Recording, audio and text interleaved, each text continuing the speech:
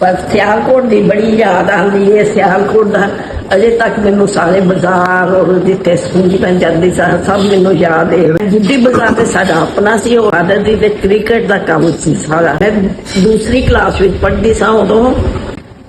मैं प्रेम सोनी हाँ। मेरा सियालकोट साडा घर सी अपना। बुढ़ी बाजार वडैरियां दा मल्ला, साडे 2 घर सी उत्थे। बहुत अच्छा परिवार सी साडा। मेरे दादा जी दीवान चंद वडेरा पोस्ट मास्टर सी। उन्होंने 3 पुत्र सी। एक विचकारला पुत्र श्री निवास वडेरा, वो मेरे फादर सी। उन्होंने बहुत जल्दी डेथ हो गई सी, 2 साल की सा मैं, मैनू नहीं याद शक्ल। उत्थे मैं आर्य समाज स्कूल में पढ़ती सा। 9 साल की सा जदों पार्टीशन हुई है, पाकिस्तान बने। 9 साल की सा ते सानू दिल्ली आना पिया।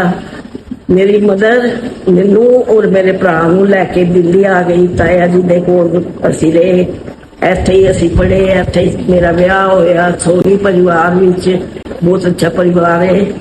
अच्छा जी, ये जो माता जी जिनका भी आपने वीडियो क्लिप सुना है, ये हैं प्रेम सोनी साहिबा, जो कि तकरीबन 9 साल की थी जब सियालकोट से अपनी फैमिली के साथ इंडिया चली गई। और उनकी रिक्वेस्ट पर आज हम सियालकोट शहर में कोशिश करेंगे इनका मोहल्ला और जहाँ ये रहती रही हैं 1947 की पार्टीशन से पहले, वो दिखाते हैं। माता जी अगर आप यहाँ सियालकोट नहीं आ सकती तो हम आपको आपका सियालकोट दिखाते हैं। तो दोस्तों वीडियो के साथ जुड़े रहिए और चैनल को सब्सक्राइब ज़रूर कीजिएगा। ले जी, आगे हम बुड्ढी बाज़ार में। ये सारा बुड्ढी बाज़ार सियालकोट का, और ये एक बोर्ड है, इसके ऊपर लिखा भी है, मैं जूम करता हूँ। उर्दू में लिखा है जी, आलमगीर बाज़ार अल मशहूर बुड्ढी बाज़ार सियालकोट। तो यहाँ से जनाब वडेरिया वाला गली जो है ना, वो हम तलाश करेंगे। और ये जनाब आ गया सारा वो पुराना एरिया जहाँ हिंदू, सिख और मुसलमान कम्युनिटी के लोग रहते थे। अच्छा, वाकई जी लिखा है जी अब्दुर्रहमान जम्मू वाले भाई। ठीक, मैं समझ मजाक कर देने। लो जी, साडे बजुर्ग ने ये जम्मू तो आके ना इन्होंने इत्थे बिजनेस शुरू किया है। ते ए मिठे पकौड़े, ए समोसे ते ए लड्डू, ते ए जनाब साडे हैगे ने भट्ट साहब। भट्ट साहब ही हो ना? हाँ। ते ए जनाब इन्हां दा बिजनेस हैगा इत्थे बुड्ढी बाजार दे विच, ठीक है ना। ए बुड्ढी बाजार सारा, ते ए वडेरियां वाली गली इत्थों शुरू हुंदी है, ए जड़ी, ठीक है ना। ते ए जनाब तुसीं वेख लो पूरा, हुण तुहानूं विखा छड़िया कि असीं कित्थे खड़े हैं, ठीक है ना। ए ओह गली हो गई, ए सारा बुड्ढी बाजार। ते साडे दोस्त वीर भरा जिहड़े साडे नाल वीडियो बनवा रहे आ खड़े ने। ए दुकानां ने ਜਿਹੜੀਆਂ ਉੱਤੇ ਇਹਦੇ ਹੁੰਦਾ ਸੀ ਜੰਜਘਰ, जैन मत ਜਿਹੜੇ लोग ने उन्होंने ते थल्ले दुकानां पुरानियां ने। यह भी दुकान पुरानी है, तो शेड टुट गया उन जुत्तों। अभी हम जाएंगे वडेरिया वाली गली, जो कि ट्रंक बाज़ार में है, वडेरिया वाला मोहल्ला। तो ये जनाब अभी हम खड़े हैं बुड्ढी बाज़ार में, और ये बिल्कुल जनाब आ गई ये सामने जो है ना ये गली, ठीक है ना। अंदर जाते हैं। अच्छा, यहाँ पर बताया गया है कि अब पुराने घर नहीं रहे। ये जो सामने आपको ग्रीन मस्जिद नज़र आ रही है, ये एक सिख फैमिली का घर था, जो कि कमेटी ने इसको ख़रीद कर यहाँ मस्जिद बना ली। और उस सिख फैमिली जो कि यूके में रहती है, उनको पता है कि हमारे घर को जो प्रॉपर्टी ख़रीद कर मस्जिद बनाई गई है। 1947 की पार्टीशन से पहले यहाँ सिर्फ एक घर बाबा लाल पलवान, उनका मुसलमानों का घर था, बाकी सारे हिंदू और सिखों के घर थे, ज़्यादातर हिंदुओं के घर थे। ये सारा मोहल्ला हिंदुओं का, वडेरिया वाली गली, वडेरिया वाला मोहल्ला। एक बुजुर्ग हमें मिले हैं, उनसे हमने थोड़ी सी मालूमात ली है इस मोहल्ले के हवाले से। अस्सलाम वालेकुम चाचा जी। वालेकुम। ਅਸੀਂ ਕਿੱਥੇ ਖੜੇ ਆ? ਅਸੀਂ ਵਡਾਰਿਆਂ ਵਾਲੀ ਗਲੀ 'ਚ। ਵਡਾਰਿਆਂ ਵਾਲੀ ਗਲੀ 'ਚ। ਤੇ ਥੋੜਾ ਦੱਸੋ ਨਾ ਕਿ ਇੱਥੇ ਕੀ ਖੂਹ ਕਿੱਥੇ ਹੁੰਦਾ ਸੀ? ਇਹ ਖੂਹ ਹੈ, ਇਹ ਚੰਦ ਗਾਜ ਦਾ ਖਾਸ। ਤੇ ਆਓ ਥੋੜਾ ਬਹਾ ਲਓ। ਤੇ ਇਹ ਤੁਸੀਂ ਵੇਖਿਆ ਚੱਲਦਾ ਖੂਹ? ਹਾਂਜੀ।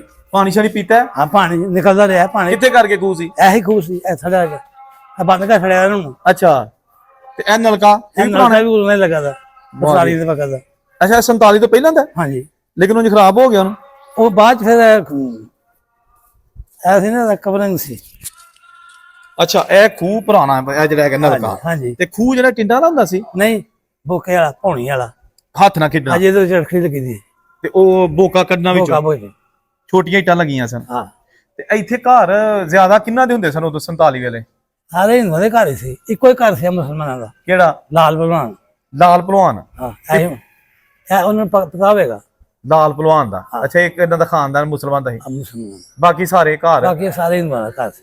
ਤੇ ਹੁਣ ਕੋਈ ਪੁਰਾਣਾ ਘਰ ਹੈ ਇੱਥੇ ਹਲੇ ਵੀ ਕਿ ਨਹੀਂ? ਇਹ ਸਾਰੇ ਪੁਰਾਣੇ ਨੇ। ਅੱਛਾ ਅੱਛਾ, ਇਹ ਵੀ ਪੁਰਾਣਾ ਹੀ ਹੈ। ਪੁਰਾਣਾ ਮਹੱਲਾ ਵਡੇਰੇ ਵਾਲਾ। ਹਾਂਜੀ। ਬੁੱਢੀ ਬਾਜ਼ਾਰ? ਹਾਂਜੀ। ਬੁੱਢੀ ਬਾਜ਼ਾਰ ਕਿੱਥੇ ਵੇ? ਬੁੱਢੀ ਬਾਜ਼ਾਰ ਉਹ ਜਿੱਥੋਂ ਦੀ ਆਏ ਆ? ਹਾਂਜੀ ਸਹੀ ਹੈ, ਵਾਹ ਜੀ ਵਾਹ। ਚੰਦ ਗੱਲ ਸੀ। ਤੇ ਤੁਸੀਂ ਆਪਣਾ ਜੋ ਇੱਥੇ ਆਉਣਾ ਚਾਹੁੰਦੇ ਹੋ, ਬੀਬੀ ਜਿਹੜੇ ਨੇ ਹਾਂ ਤੇ ਆਪਣਾ ਵੈਲਕਮ ਕਰਨਗੇ ਸਾਰਿਆਂ ਨੂੰ कि नहीं करनगे? वाह जी वाह, सही है। अच्छा, इन बुजुर्गों ने कहा कि मेरी पैदाइश 1947 के पार्टीशन से कुछ साल पहले हुई थी, लेकिन अमृतसर से हम लोग आए हैं। अमृतसर शहर में हमारे जो दादा और वाल साहब रहते थे, तो इस इलाके की पैदाइश हमारी नहीं है, लेकिन हमने बचपन में देखा था कि ये जो गली है ना, ये ऐसी थी, छतें इसकी ओरिजिनल है। यहाँ पर लकड़ी का गेट लगा होता था। ये आगे फूलों वाली गली आ गई। फुल्लां वाली गली इनू क्या जाता है, एक साइड ते बुड्ढी बाजार, दूसरी साइड ते फुल्लां वाली गली हैगी है। तो यह जनाब तुहानू इहदे मनाजर दिखाए जा रहे हैं फुल्लां वाली गली दे। ਇਹ ਇੱਥੋਂ ਦੀ ਅਸੀਂ ਆਏ ਹਾਂ, ਫਿਰ ਦੁਬਾਰਾ ਅਸੀਂ ਵਾਪਸ ਵਡੇਰਿਆਂ ਵਾਲੇ ਮਹੱਲੇ ਅਸੀਂ ਦਾਖਲ ਹੋ ਜਾਵਾਂਗੇ। ਇਹ ਜੀ ਫੁੱਲਾਂ ਵਾਲੀ ਗਲੀ ਹੈਗੀ ਸਾਰੀ, ਤੇ ਇਹ ਫੁੱਲਾਂ ਵਾਲੀ ਗਲੀ ਇੱਧਰ ਨੂੰ, ਠੀਕ ਹੈ ਜੀ। ਤੇ ਇੱਧਰ ਨੂੰ ਵਿੱਚ ਆ ਗਿਆ ਜਿਹੜਾ ਨਾ ਵਡੇਰਿਆਂ ਵਾਲੀ ਗਲੀ ਹੈ ਜੀ, ਵਡੇਰਿਆਂ ਵਾਲਾ ਮਹੱਲਾ। ਤੇ ਇੱਥੇ ਲੱਗਾ ਹੁੰਦਾ ਸੀ ਲੱਕੜੀ ਦਾ ਗੇਟ। ਤੇ ਇਹ ਅੰਦਰ ਜਦੋਂ ਤੁਸੀਂ ਜਾਓ ਤੇ ਇਹ ਦੇਖੋ ਨਾ ਛੱਤੀ ਗਲੀ ਹੈ। ਇਹ ਛੱਤ ਉਹੀ ਪੁਰਾਣੀ ਹੈ, ਇਹ ਛੱਤ ਪੁਰਾਣੀ ਹੈ ਨਾ ਜੀ, ਉਹੀ ਹੈ। ਤੇ ਇਹ ਆ ਗਏ ਅਸੀਂ ਇੱਥੇ ਬਾਹਰ ਨੂੰ, ਤੇ ਇੱਥੋਂ ਸਾਰਾ ਵਡੇਰਿਆਂ ਦਾ ਮਹੱਲਾ ਸ਼ੁਰੂ ਹੋ ਜਾਂਦਾ। ਅੱਛਾ ਜੀ, ਇਹ ਹੈ ਗਿਆ ਖੂਹ ਦਾ ਏਰੀਆ। ਤੇ ਇੱਥੇ ਘਰ ਪੁਰਾਣਾ ਹੀ ਸੀ। ਲਓ ਜੀ, ਇਹ ਖੂਹ ਤੇ ਇਹ ਲੱਗਾ ਨਲਕਾ ਇੱਥੇ, ਠੀਕ ਹੈ ਨਾ।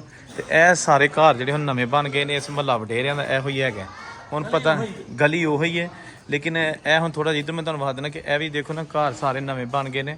ਪੁਰਾਣਾ ਘਰ ਹੁਣ ਤੁਸੀਂ ਮਾਂ ਜੀ ਅਗਰ ਕੋਈ ਪਛਾਣ ਸਕਦੇ ਹੋ ਤਾਂ ਪਛਾਣ ਲਓ, ਵਰਨਾ ਹੈ ਕੋਈ ਨਹੀਂ ਹੈ। ਸਾਰਾ ਜਿਹੜਾ ਨਾ ये नवा बन गया। अच्छा, माता जी के दादाजी पोस्ट मास्टर थे, उनका नाम था दीवान चंद वडेरा, और उनके 3 बेटे थे। 3 बेटे में से एक बेटा जो था इन माता जी का वालिद था, जिनका नाम था श्री निवास वडेरा। एक छोटी इट नाल बनया पुराना घर है, जिहड़ा कि अपनी असली हालत च मौजूद है, ठीक है ना।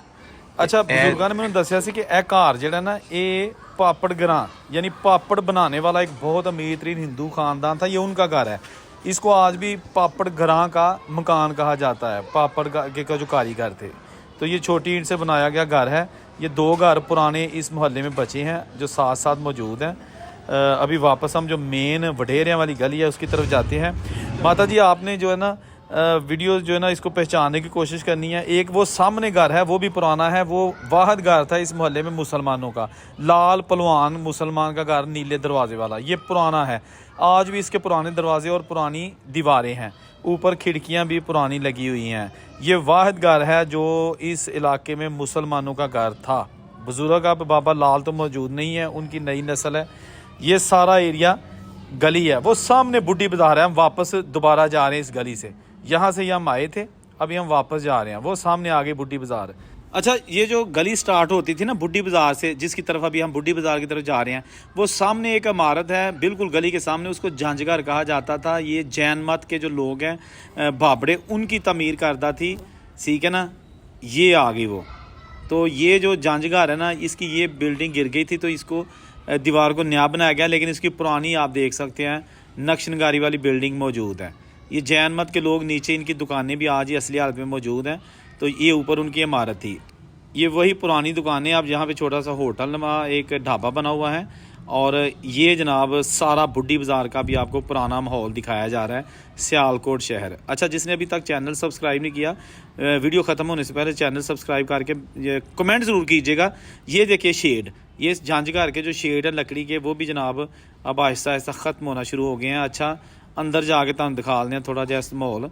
अच्छा, बजुर्गों ने पूछा, कहते ने जी यह दुकान वही पुरानी हैगी है और अरसा दराज तो ये तंदूर लगा है और इसकी छतें पुरानी, बिल्कुल जनाब 1947 वाला माहौल वो सामने आप देखिएगा। अच्छा, यहाँ एक चीज़ मैं बता दूँ कि ये जो माता जी प्रेम सोनी हैं, जिनकी दरख्वास्त पर हम सियालकोट आए थे, इनका घर हमें नहीं मिल सका क्योंकि इनके पूरे मोहल्ले में सिर्फ एक घर मुसलमानों का था और बाकी सारे जो है ना वो हिंदू थे जो इंडिया चले गए हैं। उनके जाने के बाद फिर लोग यहाँ आके आबाद हुए हैं, इंडिया वाले, यानी वो सारे जो इंडिया से अपना घर बार छोड़ के आए थे, अब वो इस मोहल्ले में उनकी नई नस्लें रह रही हैं। इसलिए किसी को नहीं पता था कि किसका नाम था, किसी एक हिंदू की जो फैमिली है उसका नाम नहीं पता किसी को, क्योंकि सारे नए लोग हैं जिनकी उम्रें तो थोड़ी हैं। किसी की 60 साल उम्र है, किसी की 65 साल है, किसी की 50 साल है। इससे ज़्यादा इस इलाके में कोई भी मौजूद नहीं है। तो ये जनाब होटल आपको दिखा दिया, ये भी पुराना है। ये देखें, जो जो कुछ मुझे आसपास नज़र आया इस मोहल्ले के, मैंने आपके लिए वो पेश कर दिया। यहाँ पर जनाब आप देख सकते हैं, दोबारा हम वापस आ गए बुड्ढी बाज़ार, और वो सामने जहाँ बुज़ुर्ग खड़े हैं ये है जनाब, ये बुड्ढी बाज़ार सारा आ गया, ठीक है ना। और ये गली आ गई वडेरिया वाली गली, इसको आज भी वडेरिया वाली गली कहा जाता है। और ये जनाब जो कि अंदर से हम आपको ऑलरेडी दिखा चुके हैं, वो सामने मस्जिद है, ठीक है जी। वीडियो कैसी लगी आपके कमेंट का मुझे इंतज़ार रहेगा। अगर आप भी अपनी फैमिली के घर बार देखना चाहते हैं पाकिस्तान में तो मुझे मैसेज कीजिए। अल्लाह हाफिज़।